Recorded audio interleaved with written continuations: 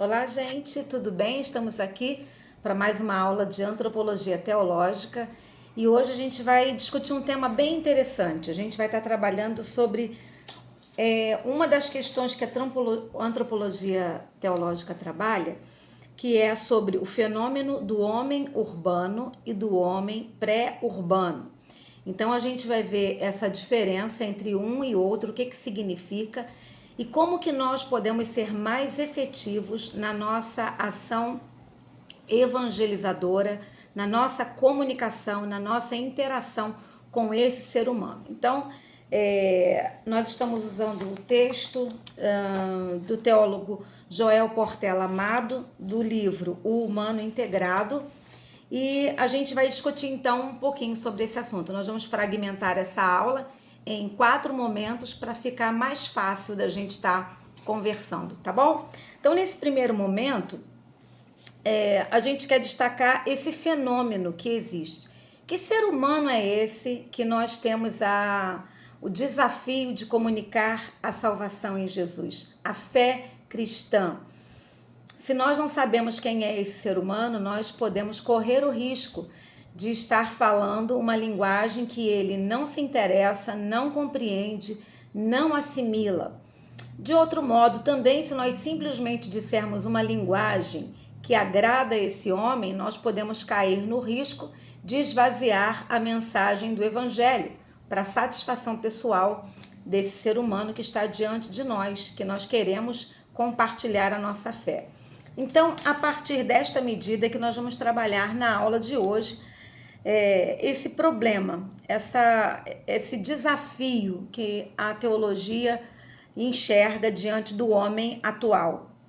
Então, o fenômeno urbano, né, a questão antropológica urbana, esse homem urbano, esse homem da cidade, esse homem das grandes cidades, a grande questão que nós precisamos enxergar, que é fundamental para esse ser humano, é a liberdade.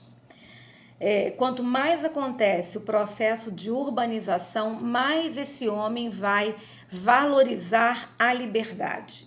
E essa liberdade se dá num caráter individualista. Então, nós vivemos hoje nas grandes cidades, nas grandes metrópoles, nos grandes centros urbanos, essa mentalidade de que ninguém tem nada a ver com a minha vida, eu sou livre para escolher o que eu quiser, como eu quiser, do modo que eu quiser. E como é que a gente, então, se aproxima desse ser humano? A gente espera que, ao longo dessa nossa aula, você possa estar compreendendo e, ao mesmo tempo, fazendo uma reflexão. Você, especialmente, se consolidar na sua vida, você como um pastor, uma pastora metodista, você sabe que o nosso modo de governo episcopal preza pela itinerância. Então, é muito importante nós considerarmos o contexto onde a igreja que nós estamos inseridos vive. Qual é a realidade desse entorno da igreja? Qual é a mentalidade desse humano que está ali ao nosso entorno?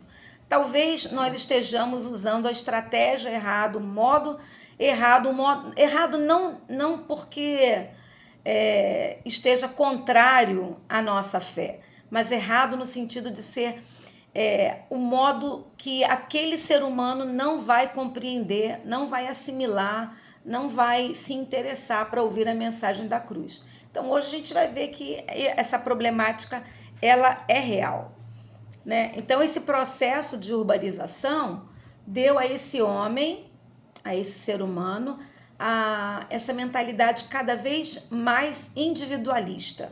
Então, eu não me importo com o que os outros pensam, com o que os outros passam. Quanto menos eu falar com as pessoas, melhor. Eu não quero ter contato com vizinhos, eu não quero ter contatos, né? Então, esse homem tem o contato social mínimo, talvez no trabalho, ou talvez na faculdade, ou na escola, mas na minha vida pessoal eu não quero que ninguém interfira, ninguém opine, porque eu tenho uma concepção de liberdade que eu não quero que ninguém toque nessa liberdade que eu tenho. E aí, quando eu falo eu, estou me referindo a esse ser humano que nós estamos lidando, né?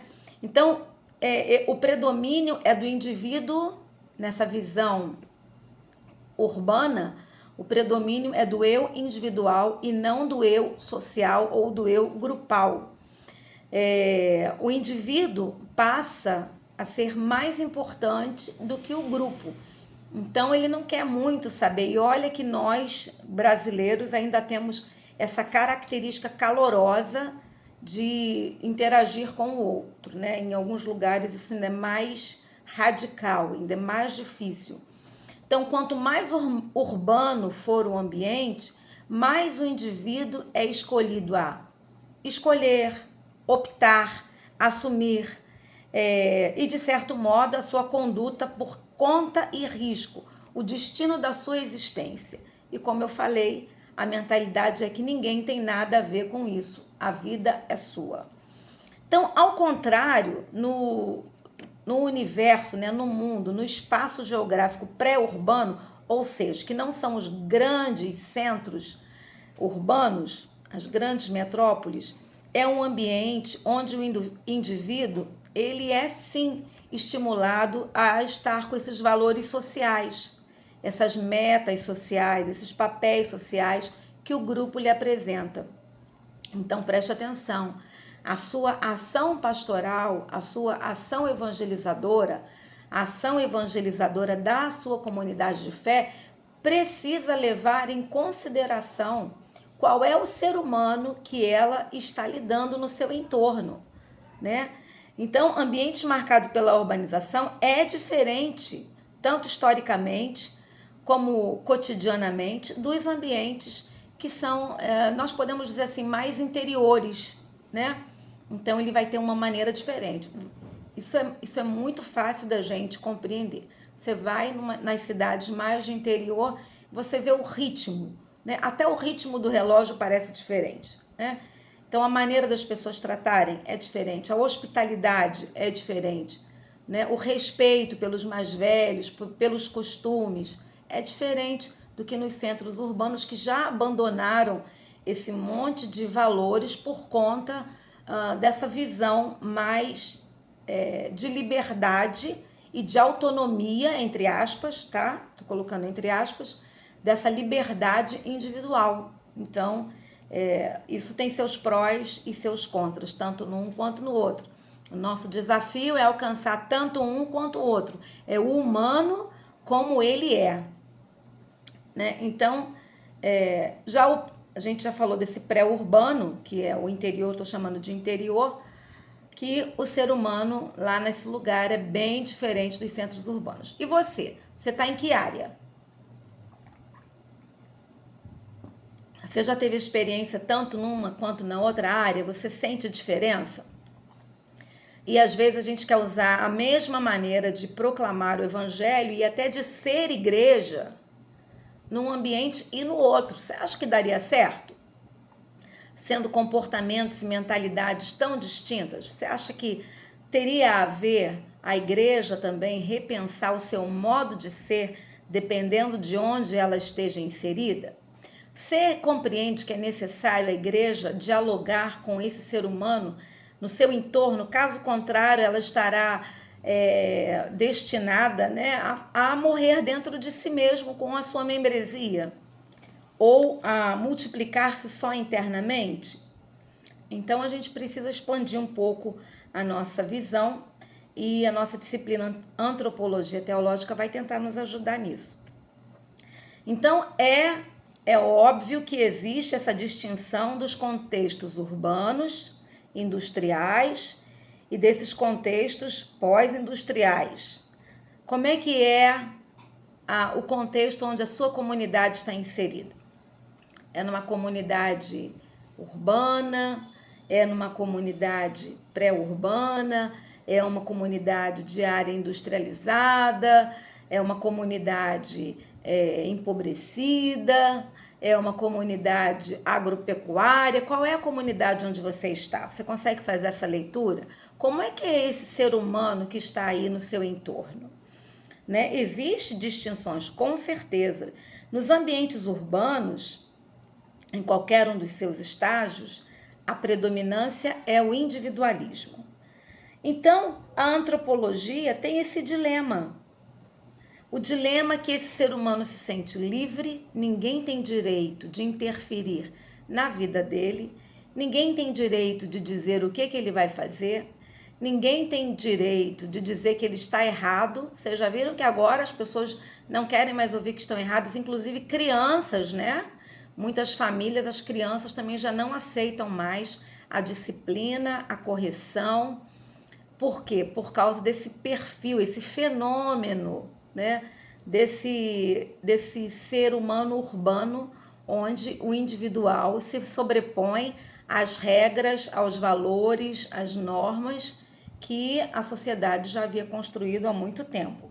Então, como é que a gente vai lidar com esse dilema da liberdade irrestrita, da liberdade, e aí eu não estou dizendo da liberdade constitucional da nossa nação, mas eu estou dizendo de uma visão de liberdade, um conceito de liberdade do indivíduo e não de uma nação, de uma constituição, que inclusive também passamos dias difíceis, né? Tempos difíceis. Mas esse indivíduo que tem essa visão irrestrita de liberdade. Então, quanto mais urbano for o ambiente, mais livre será esse indivíduo e mais resistência ele terá de abrir mão dessa mentalidade de liberdade que ele já assumiu. Então, não importa se a sociedade aprova ou reprova, se gosta ou desgosta, se ele quiser, ele vai viver assim e acabou. Não importa se ele está rompendo valores, não importa se ele está prejudicando outras pessoas, não importa o que pensa a sua família, ele se sente numa autonomia tão poderosa que ele ignora todos os demais itens que poderiam ser colocados na balança para ele pensar sobre isso. Então, este conceito de liberdade, será que ele corresponde ao conceito de liberdade cristã, bíblica, teológica? Nós também temos um conceito de liberdade. Se o Filho vos libertar, verdadeiramente sereis livres. Então, você veja, a palavra pode ser a mesma, mas o conceito é absolutamente distinto e distante, né, um do outro. Então, aqui nós temos um conceito de liberdade.